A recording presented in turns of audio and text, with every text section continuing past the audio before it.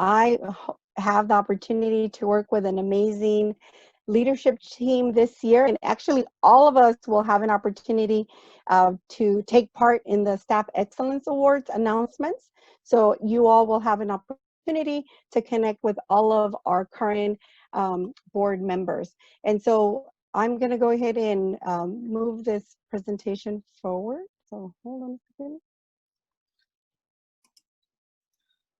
So just a quick agenda review. We're going to go ahead and do a welcome and a review of the events, which we're doing now.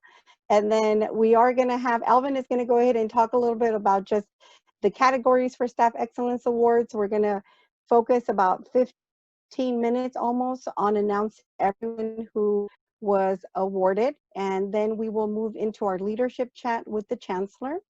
And then we have live questions, so you all will be able to ask live questions of the Chancellor. We have questions that we already received from staff last week and the week before, and so we actually will review those first, and then we'll move into the live questions. And then leadership chat fall 2020, a reminder of staff assembly committees, and then a closing. So I just wanted to make sure that I reviewed that with you all. And so I will pass it on to Alvin. Thank you, Yesenia. So yes, we will be announcing Staff Excellence Awards for the 2020-2021 year before we actually start off with the actual leadership chat with Chancellor Muñoz. So I do wanted to cover just a little bit about the Staff Excellence Award. So the purpose of it is to acknowledge and celebrate outstanding achievements and merited service to our staff. The Staff Excellence Award is awarded to an individual who is nominated in one of the following 7 categories that you see here. So we have outstanding customer service, manager, creativity, teamwork, organizational or leadership abilities, university public service, and of course, diversity, equity, and inclusion. Each award recipient does receive a Crystal Award as well as a $500, I did want to take a moment to recognize and thank the selection committee who was tasked with the difficult responsibilities of selecting this year's Staff Excellence Award recipients. And so a big shout out and thank you to Tommy Tran, Virginia Aden-Lafont, Rafael Chavez, Diane Caton, Carla Crow, Maricela Melendres, and Priya Lacaretti. This year we had an outstanding number of nominations that was received for exceptional and dedicated staff. Although there can only be one recipient in each of the category nominees, your nomination is proof that your hard work and proof of your hard work and dedication to the community and a recognition from your colleagues. We hope that you will all continue to provide your excellent service for many years to come. And so with that, we will go ahead and start off with our first award recipient. Yesenia? I do recognize that somebody, Christina, you raised your hand. And so at this point, we will take all questions at the end of the Excellence Awards. And we also have Angela that raised her hand. So there's several folks of you that are raising your hand. So at this point, we're going to go ahead and move forward with the announcements, and then we'll go ahead and take questions at the end after the 10 o'clock hour. So I just wanted to go ahead and mention that. So this is just us reviewing the Staff Excellence Awards, and then we're going to go ahead and make the announcements now. So if you can hold your questions towards afterwards, we can go ahead and do so. And Yesenia, I just wanted to reinforce that Chancellor Muñoz has joined us. So perfect, great. Well, thank you. Welcome. So we're going to go ahead and move into the awards. So I will be announcing the first one for diversity, equity, and inclusion. So the winner this year is Priya Lacaretti. She is a contract administrator and contracts in real estate. So congratulations, Priya. So Priya is always promoting the equity of staff as well as the need and benefits of the division and all staff at UC Merced. Throughout her continuous efforts, we saw staff positions open internally, giving current staff the opportunity to seek growth and promotion before opening it up externally. Priya has brought senior leadership to the conversation table to discuss the effects of staff asking those difficult questions that most would hesitate to ask. And so we thank you for everything that you do is always with your heart, and your passion is truly about creating a healthy, nurturing campus climate that builds on diversity, equity, and inclusion for all. So thank you, Priya, for your leadership. We appreciate you very much. Thank you. And then we're going to move on to the next. Thank you.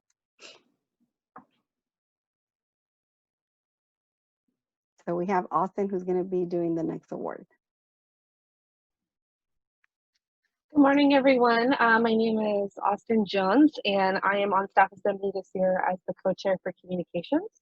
And I'm pleased to share that the University Public Service Staff Excellence Awards goes to Alisac Sanvonse in the library. Congratulations to Alisac. Alisac helped to organize the conference Southeast Asian American Legacies 40 years after the end of the Vietnam War on campus in 2015 and 2019. He has also supported a YouTube cooking channel featuring his wife, Cooking with Nana, that showcases Lao cuisine. The channel has many viewers, over 100 videos, and was founded in 2011. Several videos have over 200,000 views, with his top video on pantanko, or fried bread, receiving 480,000 views. He does all of the recording, the editing, and the PR in his spare time for this project. This channel helps to create community and preserve culture, as well as to communicate information about Lao American culture to other groups locally, nationally, and internationally. Congratulations again, Alisac. Perfect. Thank you. Clap. There we go. And then we have our next presenter. Hey, good morning, everyone. My name is Ian Cook, Staff Assembly Secretary. I'm happy to announce the winner of the Organizational Leadership Abilities Award. The winner is Trevor Hurst. I'm going to read a highlight about why he was chosen this year as the winner. Trevor has been a tireless advocate and positive model for his staff in the context of developing the first one-stop shop for grant support services at UC Merced. Trevor was a visionary in recognizing the need for developing a culture of excellent customer service. Trevor clearly models this in his work, trains our staff on its importance, and motivates staff to do the best work in all the administrative activities. Trevor supports all staff members and goes to great effort to make sure they are secure in their positions and supported in the professional development. He does not micromanage, but rather sets high standards and shows the utmost confidence in his staff's performance. Thank you again, Trevor. Congratulations. Thank you. Perfect. Hi, everyone. My name is Ashley Somerset. I am a co-chair for Program Events and Outreach with Staff Assembly, and I am happy to announce the winner for the Teamwork Award, our very own Alvin Shaw. Congratulations. Thank you. And then I'll go ahead and read a little highlight about Alvin. Alvin exemplifies teamwork through his campus involvement. He has served on the UC Merced Alumni Board and on Staff Assembly Board. Though both groups, he has been able to expand his scope and institutional knowledge to better assist those he works with. Through his work with Staff Assembly, Alvin has helped with advocating for staff on campus. And the nominee says that they know Alvin will continue to advocate for others, assist his peers, and grow into a great leader. His commitment to teamwork and collaboration make him stand out as a great colleague. And all of us at Staff Assembly can definitely attest to this. Congratulations, Alvin. Thank you. Yeah. Thank you, Alvin. We're going to move to the next one. Good morning, everyone. My name is Terry Campos. I'm the co-chair for Programs, Events, and Outreach. It's my privilege to present Christy Snyder, OIT Communications Officer, information for the Award of Information Technology. So here we go. So Christy has sustained creativity, drive, and a standard of excellence under stressful conditions and coordinated with partners internal to OIT and external to ensure accurate and relevant information and knowledge is shared broadly. For example, she has featured faculty video clips as a means to engage that population and partnered with Human Resources, the Chief Diversity Officer, and the library to reinforce critical campus messages and resources. Christy's approach to design, building, and delivering the COVID-19 communications for OIT is anchored directly in a data-informed approach, as well as a reflection of her ability to collaborate with her peers. Congratulations, Christy. Perfect, thank you. And then our manager award.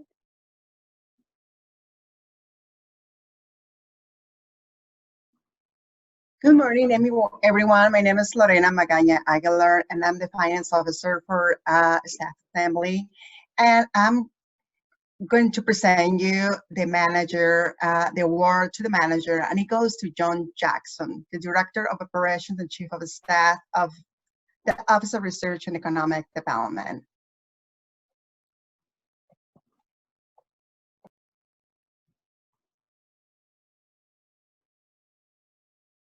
We're probably having, so John has shown exemplary experience in the areas of leadership, teamwork, and diversity.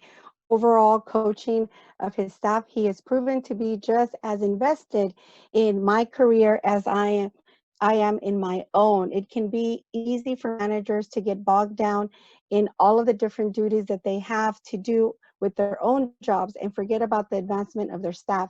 He has respect for all his employees, believes that our voice matters when it comes to addressing challenges or concerns. I truly believe John is a great example of a leader. So this is coming straight from the nominator. Thank you. And then we have our last one.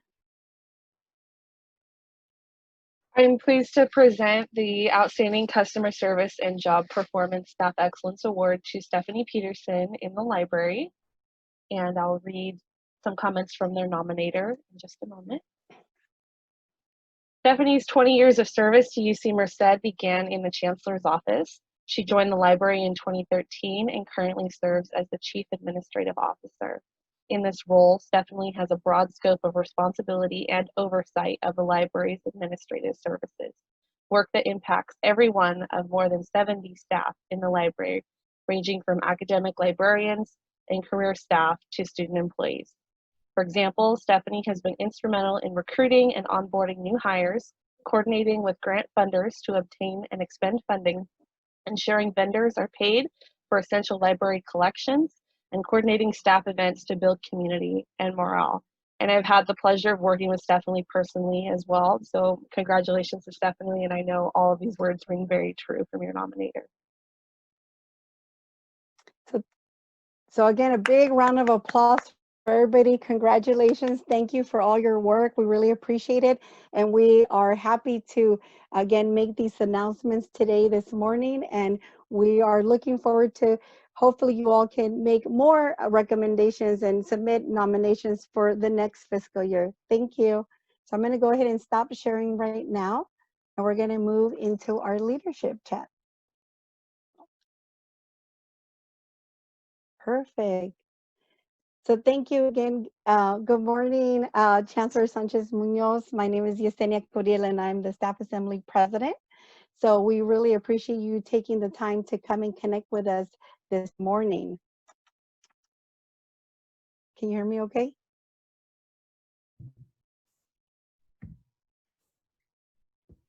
Chancellor? Yeah. I'm trying to, oh, okay. I was trying to enable my camera. Oh, there you go. We can see you now. Perfect. Great. Thank you and welcome. We really appreciate you taking the time on this Monday morning to connect with us and to have the opportunity to see our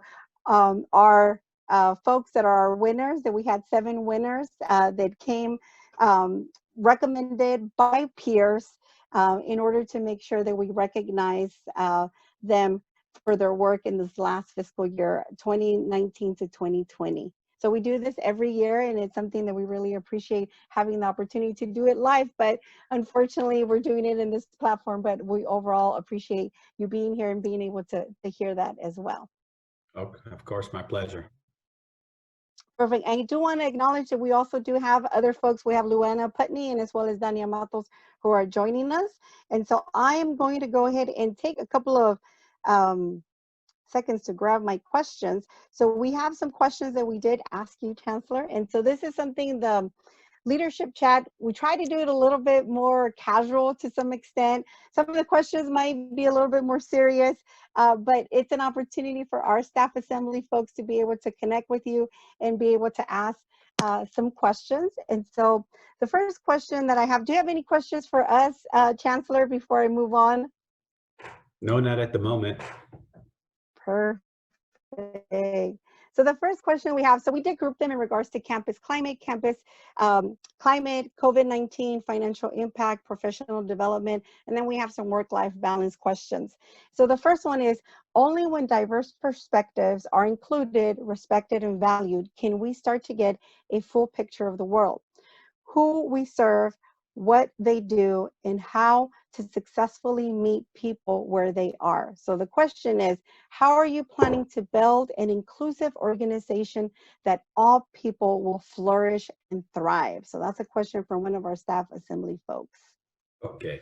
All right. Well, thank you, Yesenia. Thank you. Let me start with a few kind of just general comments, and then I'll do my best to respond to the question as well and as accurately as I can. I want to, first of all, I want to say good morning, and I hope you and your families are well and safe. I want to start by congratulating the winners of the awards that were just mentioned a few minutes ago. I think one of the things that we can take a great deal of pride in is when we're recognized by our colleagues and our peers and people who do the same work, and recognize that our efforts and professionalism in the prosecution of our responsibilities. So in some ways, those are among the most meaningful recognitions and accolades. I'd like to thank the leadership of the assembly, of the staff assembly, and for organizing this event. Obviously, we all would have preferred this to have been under different circumstances. It's unavoidable. I've been a longtime critic. Most people who know me know that I'm a longtime critic of technology. And so, but now, like many of us, I'm a bit of a convert, because on the one hand, this isn't the same as being in the conference room and, the recently renamed ballroom, the Laccaretti Ballroom, the Laccaretti Grand Ballroom, right? So, there's just awards with that name all over, So yes, our colleague is, we're gonna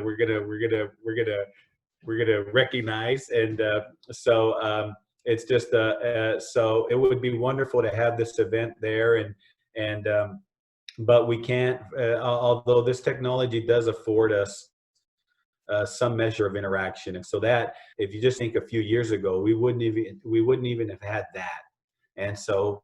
I think I, for one, am grateful to even have some measure of technology that affords us this opportunity. And I want to begin by, by asking that,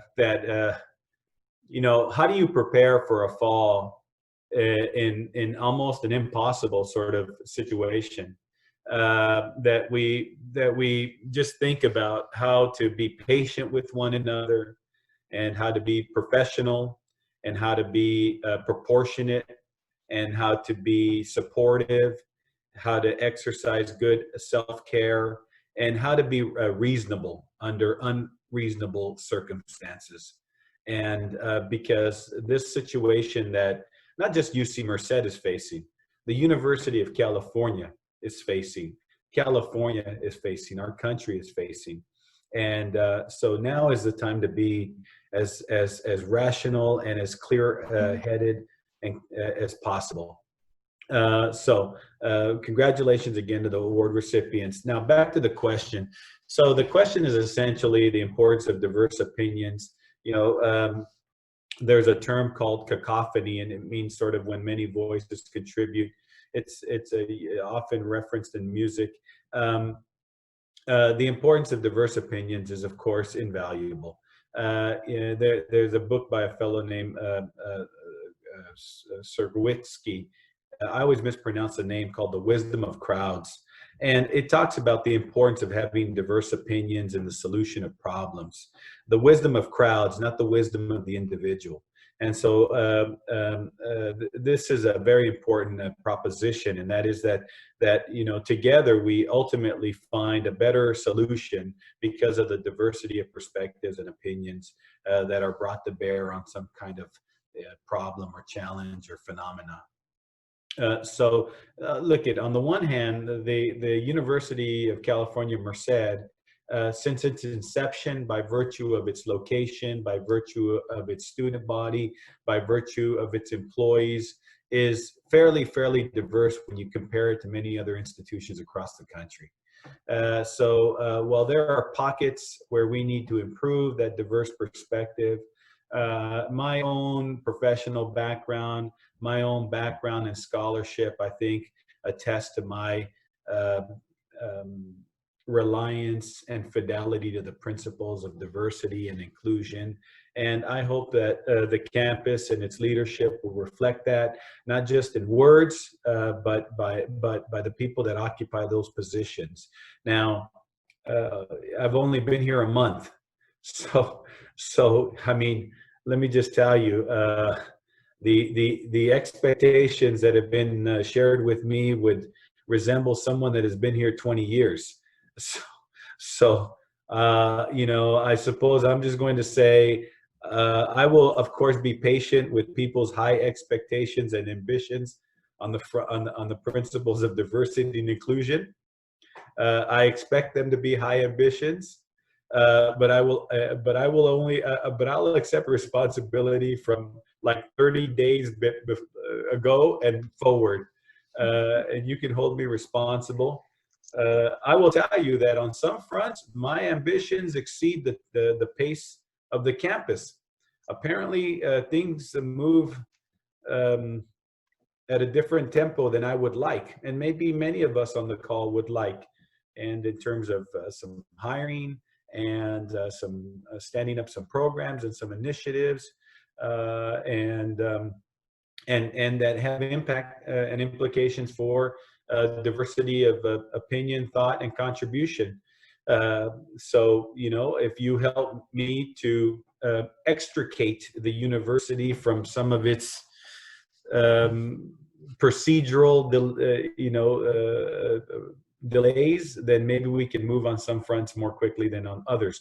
But I will say this, and I think this is a very serious subject, and it would be disingenuous and I think disrespectful not to speak to you frankly about it, but the financial circumstances of the university, UC Merced and the University of California are perhaps more serious than they've ever been, including the downturn in the economy in 2008, 9, 10. Unlike what happened more than a decade ago, due to some issues in the financial sort of structure, global, finance, this thing has everything to do with COVID, with this virus, and it is causing a financial hemorrhage of resources that is impossible to maintain. And so in some ways, I think because of the size and the efficiencies at UC Merced, it's not a campus that that is prone to excess, and that we have less exposure than the other campuses. But if some of you have friends at UCLA, then they would have received a letter over the weekend from Chancellor Block, and that letter was startling. So I'm not. I don't know how and if that degree of severity will visit itself on UC Merced, but I think we all need to be prepared for a very lean year and a half. Thank you, Chancellor. So you're touching on a lot of questions, so that I'm really grateful for you in regards to the COVID-19 question, financial impact. I do want to stress this other question that's, I think, really significant when we're talking about COVID-19, but we're also facing other movements that are happening within our nation and even globally as well. So with a lot of changing as a result of the Black Lives Matter movement, what can we as a campus do different to not only embrace, but to educate and promote campus diversity and equity? Well, I mean, obviously, this is a very, very important subject, and it shouldn't be the result of some terrible, loss of life, and it should be part of the culture and the DNA of the university. So, we have a chief diversity officer in Dana Matos. She has an office. She was just approved for an additional deputy chief diversity officer. The budget there is not insignificant, and I'm sure it's not what she would want, and it may not be what I would want, but it's something that's going to be augmented with some additional programming and personnel. But that office has to work with the staff assembly, faculty senate, has to work with the Dr. Matlock, working with faculty diversity, has to work with diverse student groups.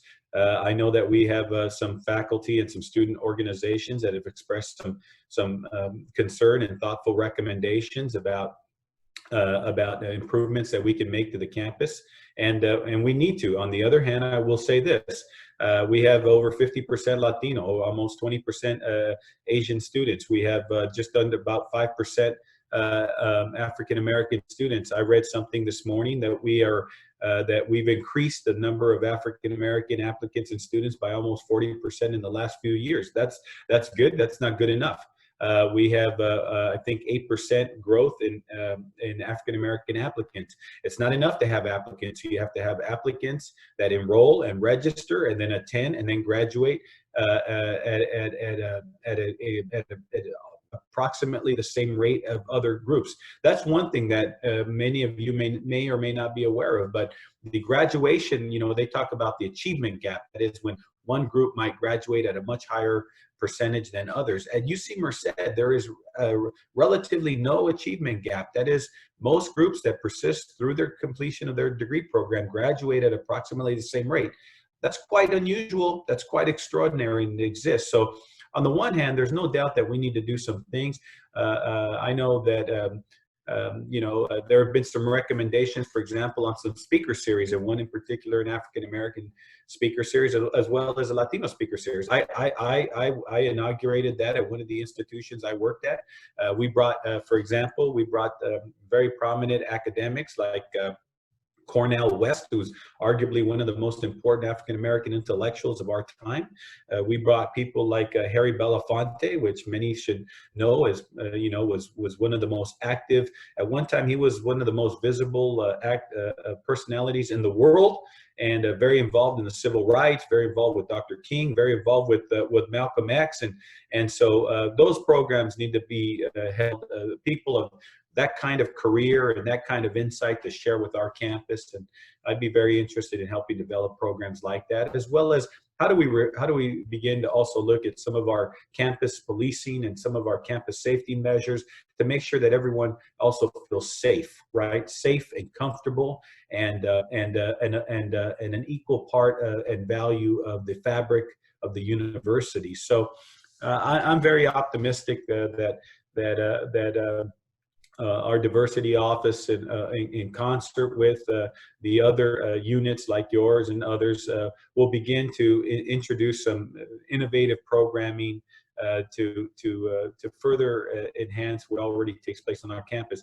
One thing that I'm interested in is I have colleagues that work in centers of race, class, culture, and justice across the country, and I'd be interested in bringing them to campus and help create more of a strategic plan that leverages all of these different units in one sort of coordinated fashion to really achieve some demonstrable, visible improvements on this question for our university, but also lay the foundation for new expectations in the future. There's the diversity in 2020, and then there's the diversity in 2030.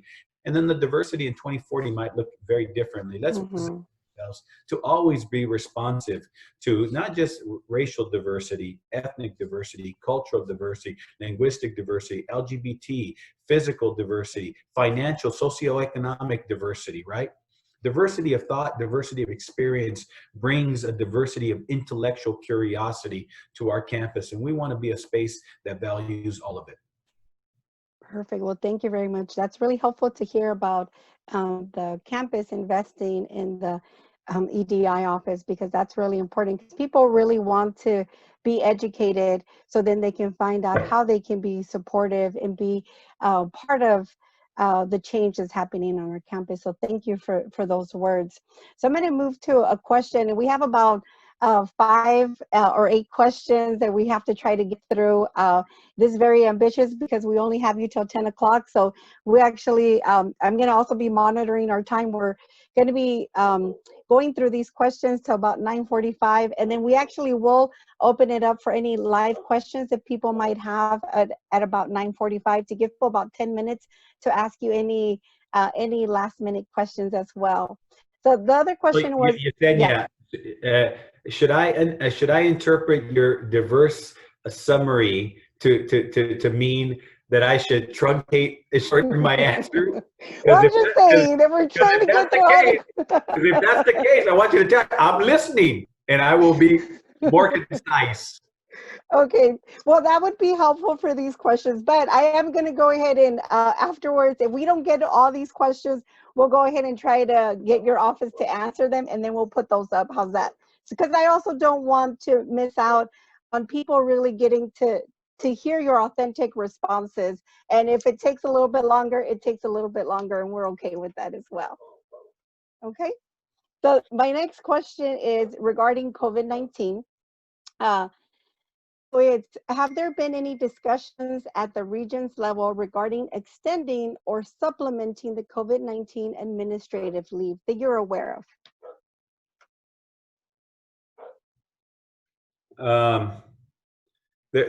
I can't imagine that there hasn't been some discussion at the level of the leadership of the system. I can't speak accurately about whether the Board of Regents has specifically engaged that subject. I suspect everyone is thinking about issues of leave and personnel during this time. I mean, I'm not trying to be vague or evasive, but I don't want to be inaccurate either. Thank you. We appreciate that. And then if you are aware of anything else, then hopefully we can go ahead and hear that information later on. So then the next question really is also about financial impact. Staff retention is extremely important since there has been very little discussion about increasing staff to support a growing campus. Hopefully the University of California doesn't head in this direction, but would your position be if positions had to be furloughed? Is that something that you think might happen? I believe that's a question. I would say that it's that is certainly one of the mechanisms that most are discussing among others. I'm not sure how exactly any kind of personnel action like that would be rolled out. If there are some that require regental approval, right? Mm-hmm. And there are some things that can be done locally on the campus. So we have to see what, if any, steps have to be taken. And that's about as much detail as I think we have right now. Everybody is studying. You know, for example, I mentioned a letter that was developed by Chancellor Block to help inform his campus. What Chancellor Block has to do at UCLA and what maybe Chancellor Wilcox has to do at Riverside may or may not be what we have to do at UC Merced. And so how it plays out here, given our student population, given our reserves, given what we're able to save. For example, I received a very, very, very favorable sort of assessment of some savings from our CFO, Mike Riley, over the weekend, the spring and summer, in terms of, you know, less travel, less conferences, less food, less utility, and it was not an insignificant amount of money. So, you know, that wasn't known a few weeks ago. So again, it was not. I was very pleasantly surprised. It's the kind of money where you don't have to make some decisions that you thought you might have to make. So we're continuing to sort of assess our situation, and whatever is done will be done in consultation with the impacted parties. But it's very hard to predict. And I wish I could, you know, I wish I could give people a greater sense of security. Right now, I will tell you, I'm not overwhelmingly concerned at this moment. This may be different in, you know, 30 days. Enrollment as of Friday was up. That's a very good sign. We're going to begin to bring students in at the end of the week. That's a very good sign, small number of students. We're looking to restart the research activities in several of the facilities, several of the buildings. That's very encouraging. And if we can just get underway in even a modest way, I think a month into the semester, we'll have a better idea. Listen, we might have, and the world would be, of course, ecstatic. There might be a sudden breakthrough in the trials that are taking place with the pilots for the vaccine. There may be radically improved therapeutics that changes how we think about the behavior of the virus. So, I mean, these are things that none of us can predict or anticipate. All we can do is sort of respond as we learn more. So on the issue of furloughs and the conversations taking place, I suppose that's I think still being discussed, and how it might be implemented at UC Merced. I think we are some distance from anything very dramatically taking place on our campus, to the extent that I'm aware of. Well, thank you for that response. I feel optimistic and hopeful as well. And I really appreciate you mentioning the consultation. So that's also something that is helpful for us to know, that consultation, that you're checking in with folks. These are things that I think help us all really take into account that we as staff, as individuals, are being taken into account throughout all this process. So that was very encouraging, and something that I appreciate hearing from you. I'll tell you, Yesenia, you know, you're welcome to follow up with Luana Putney, the Chief of Staff, and I think a few times during the semester, you or whomever the staff assembly would delegate will be invited to speak to the cabinet. We have our cabinet meeting weekly, and you can give us an update on your priorities and your concerns and your questions, and you can direct that to the leadership cabinet of the university. Thank you. We're excited. Thank you. And I just saw that Luana Putney, she just responded as well, that she's happy to help us. And Staff Assembly has in the past participated. We've gotten invitations. And so I'm super excited that you're extending that invitation as well to us. Thank you. So I'm going to move us on into a couple of other questions, it seems. And the other one is about professional development. So this question is, how does a supervisor know if he or she manages well? A 360 review is needed so the supervisors can improve by receiving constructive criticism or feedback, while subordinates can give feedback in a safe channel. So in this question is this something that you're anticipating will happen here on our campus in regards to 360 reviews? I'm sorry. I mean, I'm familiar with the 360 review. I've been part of them. I don't know if that's a policy or some kind of practice that is being discussed for implementation. I'd have to check with maybe Nicole Pollock or Luana. I think it provides some measure of feedback. I think it depends on how seriously people take it. Mhm. You have people below you, at your level, above you, and if they take it seriously and provide constructive feedback, it can be very useful. If some people provide a different kind of feedback, it may not be. So that's that. But now I'm just speculating because I don't know about where that is. The staff assembly has been advocating, and Luana just mentioned that the administration is working on it, so that's helpful to know for folks. On the other hand, Yesenia, apparently the administration is working on it.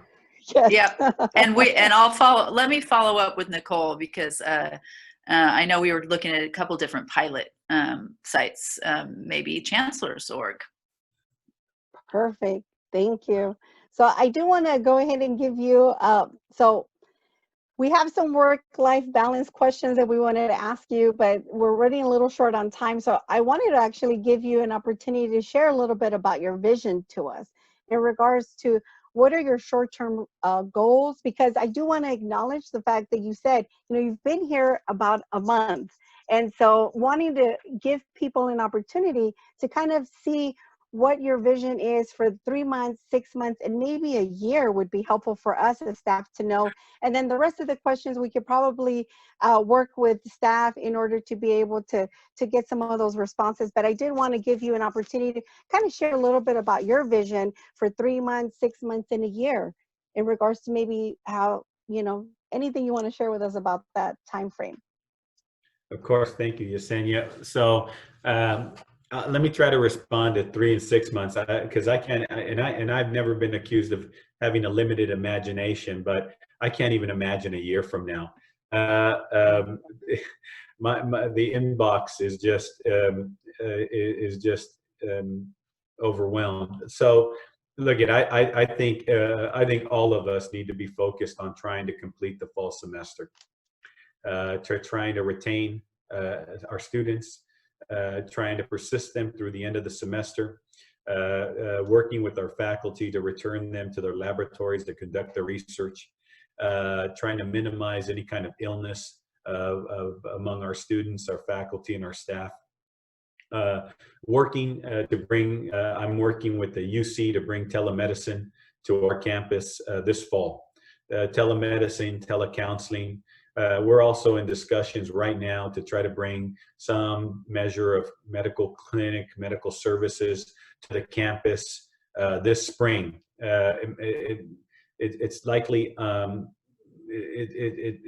unlikely, but we're having that conversation, and whether it's spring or summer, we're working on trying to have some occupational health, meaning for our employees.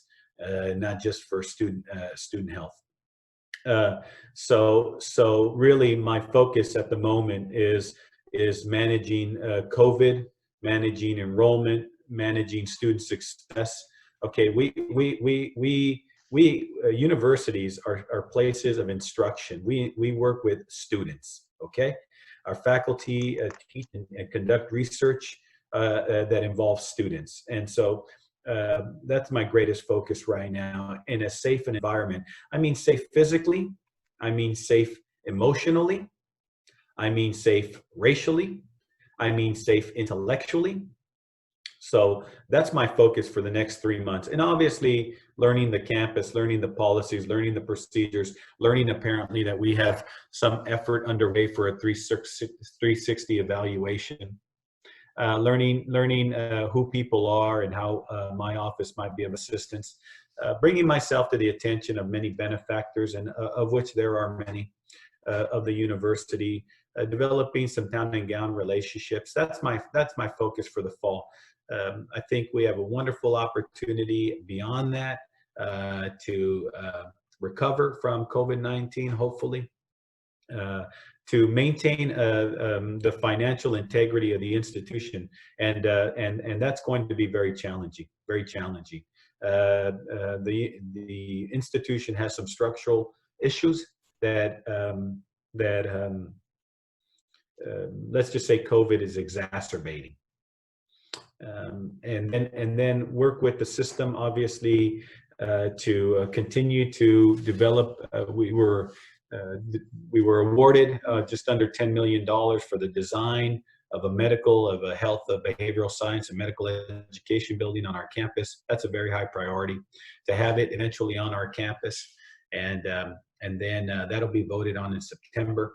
And then, of course, garner the resources to build that facility immediately after the design work has been completed. I think that would be transformative.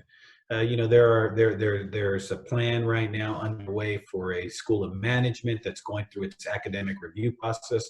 That's very important. We need to think about allied health, including nursing at UC Merced. That's important. We need to continue to recruit graduate students and increase our graduate student population. That's important. I'd like to eventually work on bringing some graduate and married student housing on our campus. That's important. We need to work on how we can continue to deliver the services of the ECEC in a way that isn't financially destructive to the university. That's important. So I will tell you, we have any number of priorities for the 3 and 6 months, and hopefully, I'll be able to respond with greater clarity a year from now as to what we accomplished in the last year. But I will tell you that I don't plan to be sedate and static even in the face of COVID-19. I don't believe people come to UC Merced or the UC system, people that lack ambition or drive. And so I think we have to drive. But I will ask people to be patient and professional and be honest about the circumstances that we're in. There's what we would like to do and what we're able to do. And sometimes people want what they would like to see done, even if it erodes our ability, to have greater progress in the future. Some would say, this is what I'm concerned about, regardless of the long-term consequences. In leadership, all of us in leadership have to see the long game. And sometimes the intermediate decisions may not be those that we would like, but they lead to a long-term circumstance that provide the context to then address the concerns of those previous intermediate decisions. Leadership requires vision and patience and resolve. And I hope together we'll exercise that. Thank you. It seems like you gave us 3, 6 months and 10, 20 years from now. And I appreciate that, because that was really helpful to be able to see that vision, right? Because we're all scrambling to focus on the right now, but it's helpful and inspiring to see what it can look like, in 10, 20 years from now. So I thank you for that. So I'm actually going to pass it over because I think Alvin is going to try to squeeze in maybe 1 or 2 questions that are live. And then we'll collect these questions, folks, and then we'll try to get responses and up on our website within the week or 2, okay? So thank you again for connecting with me. I'm going to pass it over to our Vice President, Alvin Cha, right now. Thank you. Yesenia. And thank you, Chancellor Muñoz. I truly enjoy and love your passion. It's something that, we definitely need during this time of our lives. And so I wanted to continue with the work-life balance question. And so this question is more related to you. So you mentioned self-care is especially needed during these uncertain times. So how do you take care of yourself in order to lead with resiliency, vigor, and optimism? Well, I probably not as well as I should, but I try to run. I try to run a few times a week, and it helps clear my mind. In fact,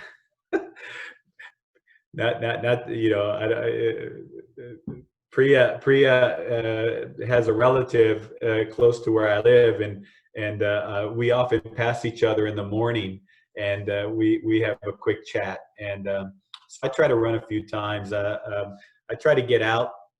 I have a son who's starting high school at El Capitan. He plays baseball, and so I throw a lot of BP. I do a lot of tee work. I try to get out while he hits the ball into the net. I try to hit some ground balls. I play basketball with him. I could beat him up until just recently, and but if he pushes me too hard, then it's on, and it's barrio basketball rules, and I'm gonna win. So I try to stay a little bit physically active, and I read.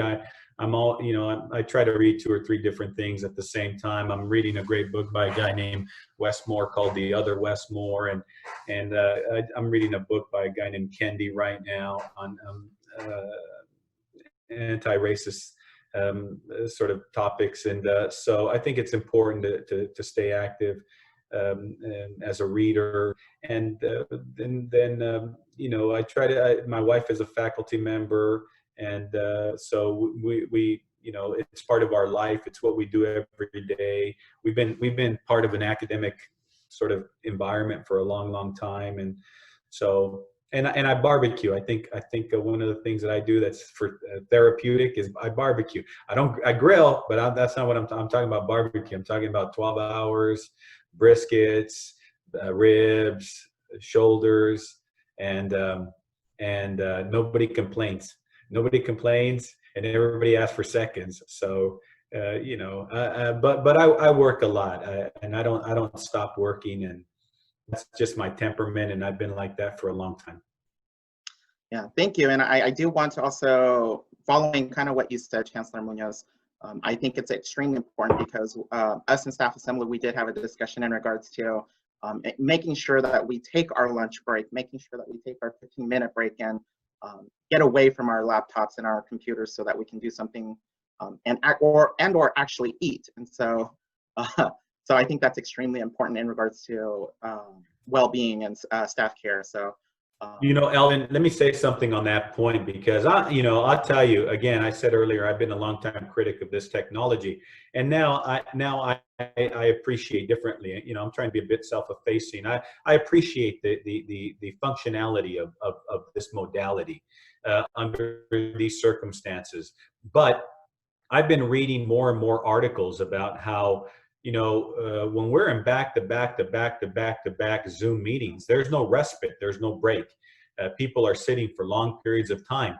There's almost a sense of, since I don't have to get in my car and drive somewhere or walk across campus, I can be in sort of meetings, constant activity, constant sort of preparation, well into the evening, well beyond 5 o'clock, and get on well before 8 a.m.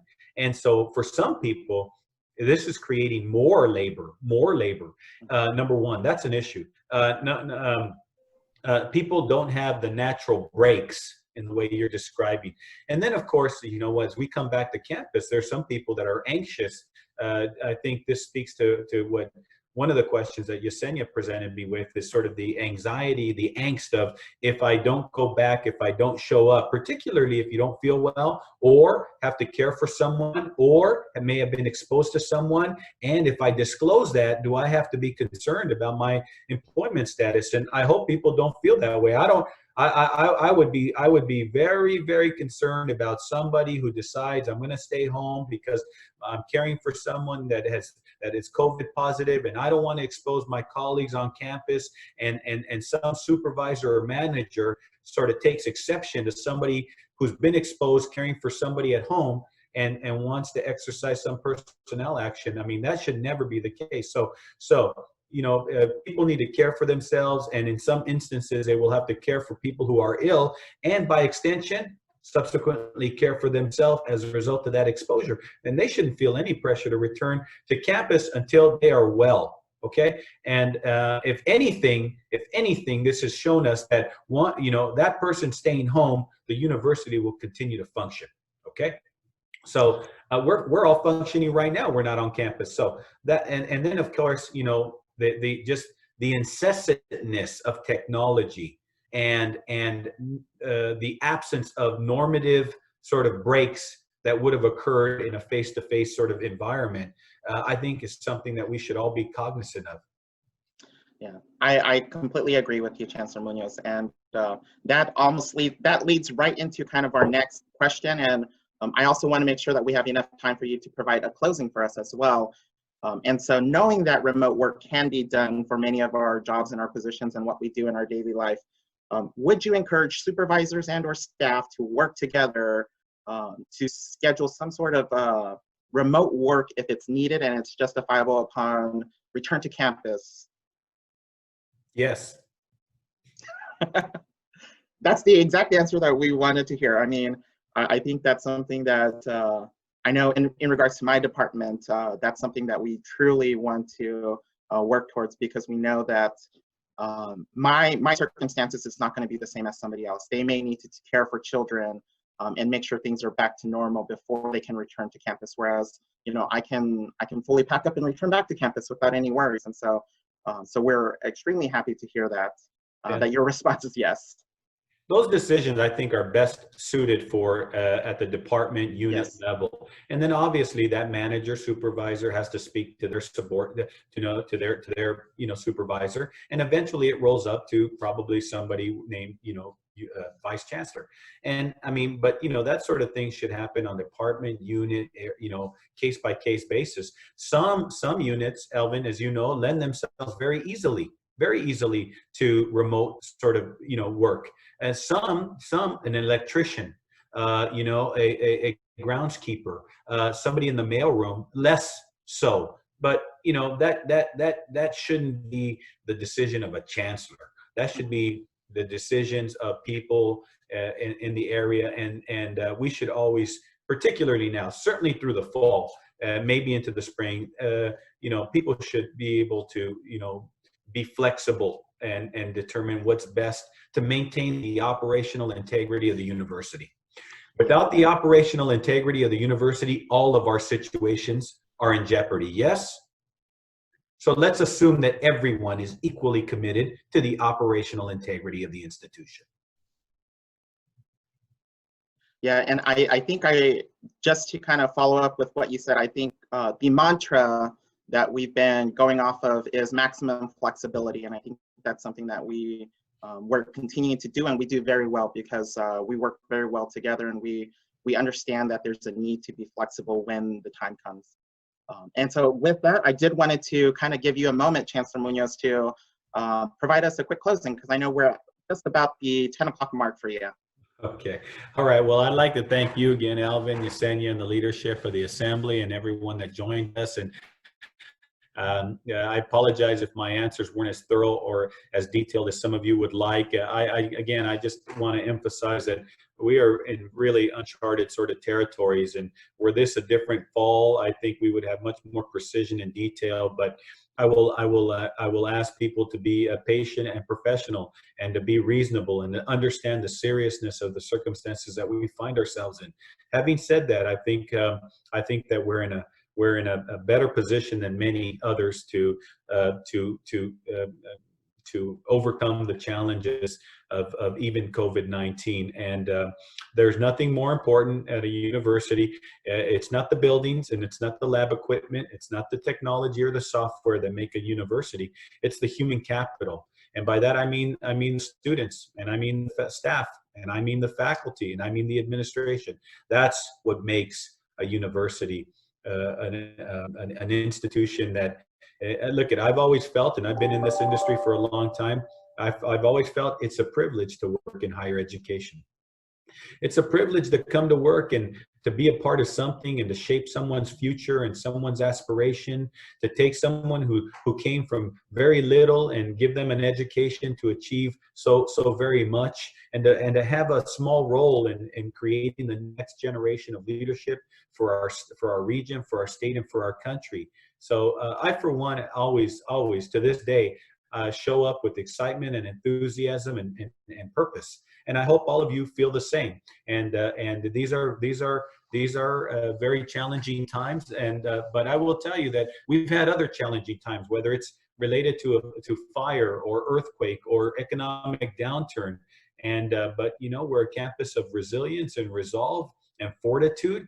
One thing that I hear people keep asking me about, sort of, what is the thing that I think about when I think about UC Merced? And in the month that I've been here, what I think about? I think about the pioneering spirit, to come out here in the prairie, in the middle of nowhere, and to build a world-class university. That takes vision, that takes imagination.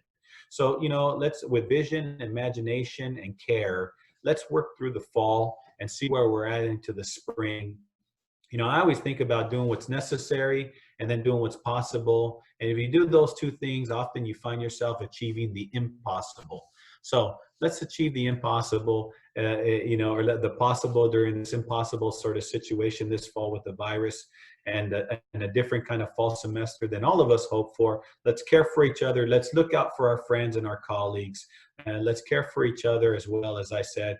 And I'm very optimistic about the future. I have no doubt as to the future of UC Merced. And we just have this temporary but significant challenge. And then beyond that, I think we're going to do things at UC Merced that no one ever imagined possible.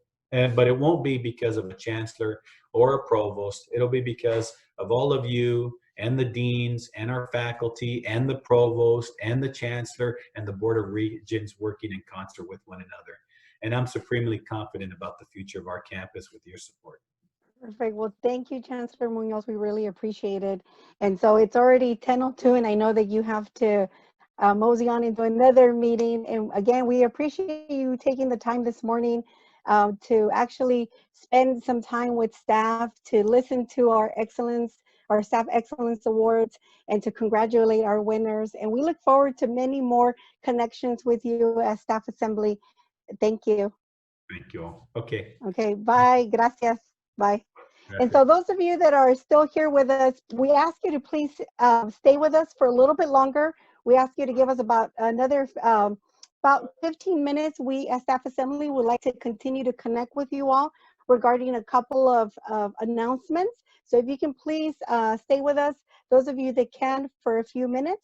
We have some information regarding these leadership chats, and as well as a couple of other announcements. I'm going to pass it over to Priya. Thank you. Thank you, Yesenia. Thank you, Alvin, and thank you to Chancellor Muñoz. This was very informational, and it was nice to see him talk directly to staff, address our concerns and questions. And also thank you to everyone who took time today. 202, so that's, you know, the highest. We had about 202 staff members log on. This is telling you, Yesenia, you're creating records. You're so awesome. Let's keep doing these. And Danya knows we started this as a partnership. She's the one who was kind of like the driving force, asking us to submit a proposal as to why we wanted to do these leadership chats. And I think over the last few times we've done this, now we've seen that there's a real interest. People want to hear directly from their leaders. Staff want to hear directly from their leaders, answer their concerns and their questions. And I think this is what helps create community in this environment, otherwise where we would not have. So I appreciate more leadership coming forward to do this. I know we are planning our next session with our deans and our provost. We've never heard directly from our deans, so I think this will be an excellent avenue for them to talk about what their schools are doing and what staff can expect also. If you want to hear from a certain leader, please contact us. Please come to our meetings, and we would be more than happy to reach out to them.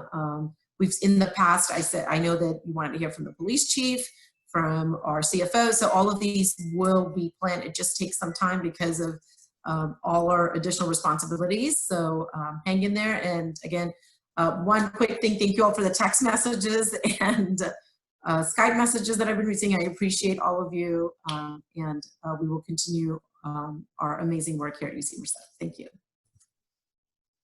Thank you, Priya. And so one thing that's really important is that I encourage you all to please go to our Staff Assembly website in order to be able to send us an email about any other senior leaders that you would like to see in this type of platform. And so again, we will collect all of the questions, because there's some questions that we didn't have an opportunity to ask the Chancellor. So just know that we will try our best to collect those responses and have them hopefully before the end of the month, have them on our website, as well as this video is going to be also living on our website for those of you that want to go back and look at the video or the responses. So I'm going to pass it over to Alvin as well, so he can kind of share a little bit about his current work that he's doing with Staff Assembly.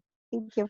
Yeah, so thank you, Yesenia, and I think that's a great segue into kind of this new Staff Assembly representative for onto campus-wide committees. And so we strongly encourage all staff who are interested in participating in decision-making and discussions on topics of interest related to staff to submit a self-nomination to be a Staff Assembly representative on one of the campus-wide committees.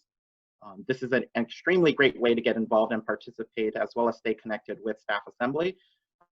And so there are many different committees that we currently have a representative on. So we have committees such as the Transportation and Parking Advisory Committee, Child Care Advisory Council, as well as the Police Advisory Board. And so we strongly encourage you to apply if you're interested. Again, it's a self-nomination. And I will also go ahead and attach the link into the chat so that you have that if you wanted to submit anything. Feel free to reach out to me if you have any questions on that self-nomination form, or if you have any questions in regards to the campus-wide committees. Back to you, Yesenia. Perfect. So we actually are already at the end of our program. So we're excited that we're going to be gifting you back some time. And we got that from Dania Matos, uses that, I think, in one of our meetings. She gifted us like 15 minutes back because we were very efficient in our meeting with her. So I do want to encourage you all to please get involved with Staff Assembly. This is an opportunity for us as staff to be involved with what is happening on campus. We do have monthly and sometimes every other month, we have meetings with senior leaders in order to get information about what's going on, and we're advocating for staff, but we also can't do it alone. We really need to have the involvement and that engagement from all of you. So we encourage you to participate at our general meeting, which are going to be the third Thursday of each month. So the next one is this Thursday at 9 a.m. They're going to be 1-hour meetings. And we encourage you to participate, bring forth to us any things in regards to positive highlights, what's working in your department, maybe some challenges, you know, that you also might be in need of some support. But it really is an opportunity for us to engage and stay connected. And we're also going to be offering an opportunity for you all to contribute to some of our goals that we're going to be developing and finalizing for our next, for this coming up meeting, for us to have some goals set for this fiscal year 2021. And again, thank you for participating and joining us at this time. We would like to gift you about almost 25 minutes back into your time. So hopefully you can get some breakfast or get something, a little walk-in before your next meeting. So again, thank you, everybody. We appreciate you all and everything that you do to make this campus a beautiful, but as well as a positive environment for everyone. So thank you. Have a good rest of your day, folks. Bye. Yeah. Hi, everyone. Bye. Thank SA you. staff, The if you can, winners. SA members, if you can stay online. Yes. Perfect. Bye, everybody. And check out the recording if you can later on this week. We can Bye. stop the recording now, right?